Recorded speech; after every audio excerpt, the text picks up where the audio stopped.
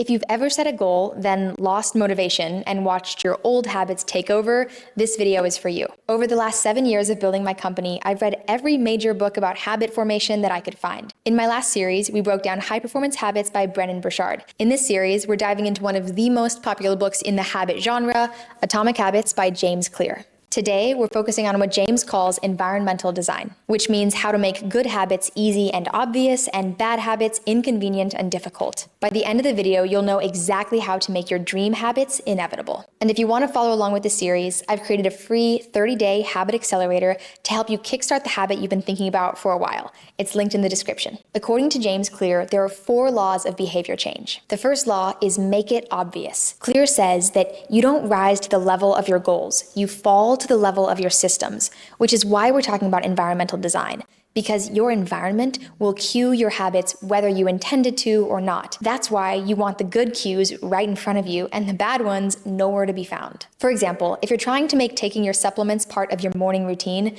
instead of leaving them hidden in a cabinet, put them in a place where you can't miss them. On the counter, next to your coffee, wherever your morning routine takes you. The easier it is to literally see them, the easier it will be to follow through. And eventually, you won't even have to think about it. And the inverse is also true. Make it invisible. If you're trying to cut out a certain kind of energy drink, don't stock them in your fridge where you're going to see them every day. If you know me at all by now, you know this is why I can't have an instant espresso machine. Out of sight really does mean out of mind when it comes to breaking an unwanted habit, like drinking 6 shots of espresso every single day. The second law of behavior change is to make it attractive. Clear writes that every behavior has a surface level craving and a deeper underlying motive. We repeat what feels rewarding, which means if we want to make a habit stick, we have to make it appealing. Let's stick with the supplements example. This is a habit that I really wanted to be consistent with, but I really don't like swallowing pills. Fortunately, the very easy fix for that was to find liquid supplements that actually taste good. So now, not only are they obvious because they live next to my tea station, but I also look forward to taking them because they're actually delicious. When the habit itself feels good, you don't have to use up all of your willpower to stay consistent. And when it comes to bad habits, we have to make them unattractive. This might look like reframing the craving. If energy drinks feels like productivity in a can, then you'll always come up with a reason to drink one. But if you start to associate these drinks with having a huge crash in the afternoon or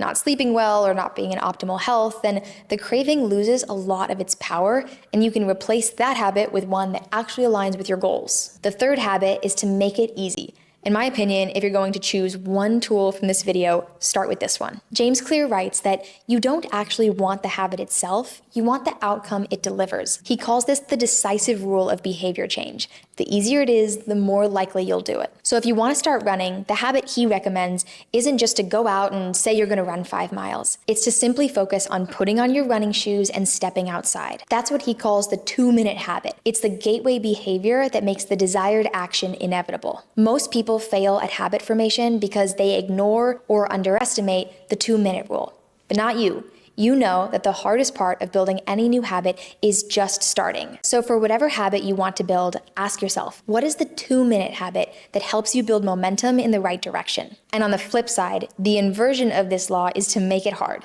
If you want to stop scrolling Instagram unconsciously for 2 hours a day, try deleting the app from your phone. Suddenly, it's not a reflex, and you have 700 more hours a year to work with. The final law is to make it satisfying.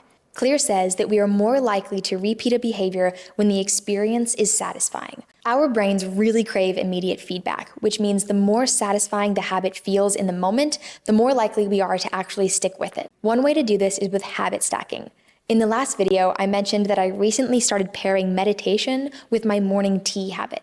Now, every time I drink chai, I remember to meditate. This also works really well if you need to start something that you've been procrastinating on, especially if your motivation runs on caffeine like mine does. Choosing to go to a coffee shop and order your favorite drink or listen to your favorite music will make the new habit you're trying to build, like say, sitting down to write, way more satisfying, which will mean that you'll actually do it. And as far as bad habits go, we need to make them unsatisfying. So if you want to start a yoga practice, you could book the class in advance and pay for it, which pairs skipping the class with a penalty that you'll actually feel. Okay, I hope this video was helpful, and if you want to follow along with the series, make sure to download the free 30-day Habit Accelerator. It's linked below, because everyone who downloads it before the end of the series will also get an invite to the Q&A coaching call, where I'll answer any of the questions that you have around habit formation and dive deeper into the keystone habits that you care about. Hopefully you'll be able to join us live, but if you can't, I'll send the recording after. Thanks so much for watching. I'll see you in the next video.